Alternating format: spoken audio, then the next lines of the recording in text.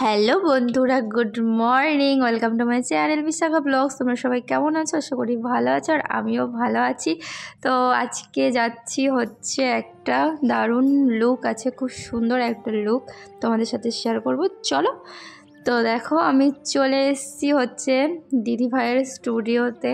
তো যোগাযোগ হয়েছিল, তো আমাকে স্টুডিওতে যেতে বলেছিল। আজকে জন্মাষ্টমী, তোমরা সবাই জানো।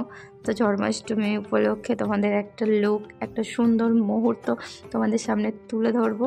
তোমরা একটু জানাবে ঠিক কেমন লাগছে, কত সুন্দর লাগছে না খারাপ লাগছে, কোন জিনিসটা ভালো হয়েছে, কোন জিনিসটা খারাপ হয়েছে, তোমাদের যা যা মতামত আছে তোমরা এই ভিডিওটাতে জানাবে। দিদিভাইয়ের কাজ কেমন লাগলো, আমাকে কেমন লাগছে, পুরোটা টোটালি তোমাদের সাথে শেয়ার করব, কি করলাম না করলাম।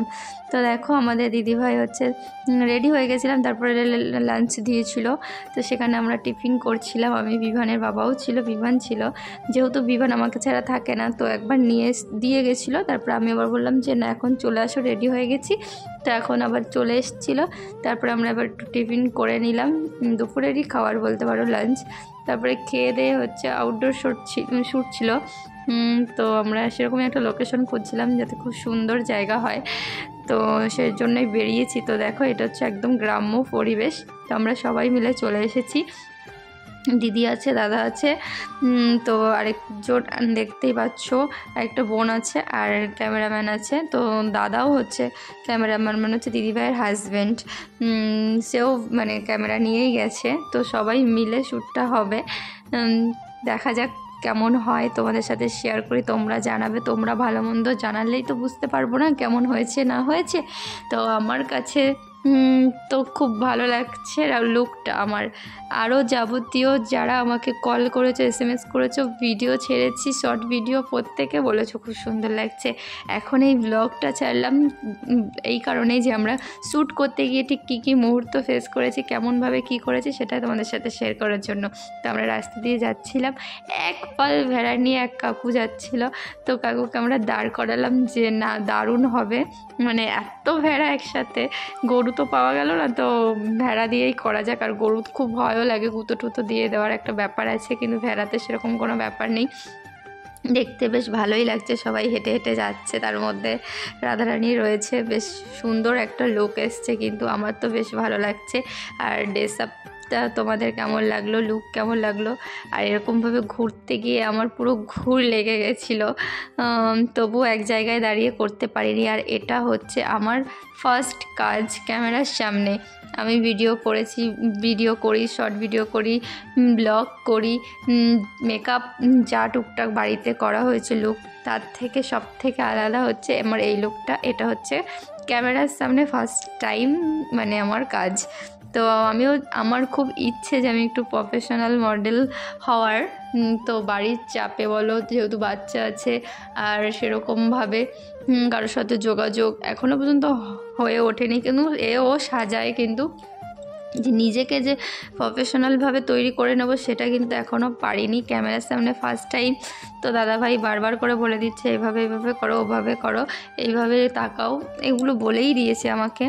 আমি একবারের জায়গায় দুবার চেষ্টা করেছি, জানি না কতটা ভালো করতে পেরেছি। তো দিদিভাইও খুব সহযোগিতা করেছে, দিদিভাই সবসময় পাশে আছে, বুঝিয়েছে যে ফার্স্ট টাইম করছো তো করতে করতে ঠিক হয়ে যাবে। তো দিদিভাই খুব ভালো। তো দিদিভাই হচ্ছে নাম হচ্ছে সুস্মিতা মেকওভার, সুস্মিতা ঘোষাল। তোমরা অনেকেই জানো, আর অনেকেই দিদির স্টুডেন্ট আছো, জানি না ভিডিওটা কে দেখছো, হয়তো দিদির কোনো স্টুডেন্টও দেখতে পারো, কিংবা দিদির ভিডিও দেখো, দিদির সাজ দেখো, দিদির থেকে সেজেছো, এরকমও কেউ দেখতে পারো। তো যারা চেনো দিদিভাইকে তারা প্রত্যেকেই জানো যে দিদিভাই কতটা ভালো আর কতটা ভালো মনের মানুষ। আমি কিছুক্ষণ থেকেছি, তাতেই কিন্তু বুঝতে পেরেছি।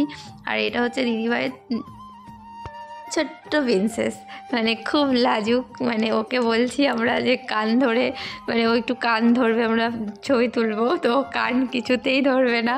ও ভেবেছে হয়তো আমরা ওকে শাস্তি দিচ্ছি কি বকা দিচ্ছি, এরকম হয়তো ভেবেছে, বাচ্চা মানুষ বলো। তো তবুও বলে কয়ে ধরানো হয়েছে, 2-3টে ছবি ওকে দেখানো হয়েছে যে আমরা এইভাবে ছবি তুলবো, তাই তোকে কান ধরতে বলছি, এগুলো বলে তাও কোনো রকম একটুখানি করানো হয়েছে। তো আমাদের কানহা কিন্তু খুবই কিউট। তো ভেবেছিল বিভানকে তো আমি সাজাবে, দিদিভাই বলছিল। তো দিদিভাই আগেই ওকে বলে রেখেছে, তো ও তো মনে কষ্ট পাবে বলো বিভানকে সাজালে। আর আমিও বললাম যে বিভান খুব লাজুক, বিভান কথা শুনবে না, বিভানকে যেটা করতে বলবে সেটা করবে না। ওর জন্য বললাম যে না, ওই ঠিক আছে, ওকেই সাজানো হোক। তারপর আর ওকে আগে থেকে আশা দেওয়া হয়েছে, একটা বাচ্চা মানুষ ওয়েট করছে কখন থেকে যে আমি সাজবো। সেখানে অন্য কাউকে সাজানোটা আমি তো একদমই চাইনি যে বিভানকে সাজাক। এই কারণেই যদি কেউ না থাকতো সেখানে বিভানকে দিত, আর ওকে আগে থেকে না বলা থাকতো তাহলে ঠিক ছিল। তো আজকে দিদিভাই আমাকে সাজিয়েছে, আমার তো খুব ভালো লেগেছে। দিদিভাই আমাকে সাজিয়ে কেমন লাগলো সেটা একটু বলবে। খুব ভালো মেয়ে, একটা ভীষণ ভালো মেয়ে। তো আমারও দিদিভাইয়ের মানে কাজ মানে সবটাই ভালো লেগেছে, ব্যবহার বলো, A to Z সবকিছু খুব ভালো লেগেছে। দিদিভাই খুব ভালো। Thank you so much.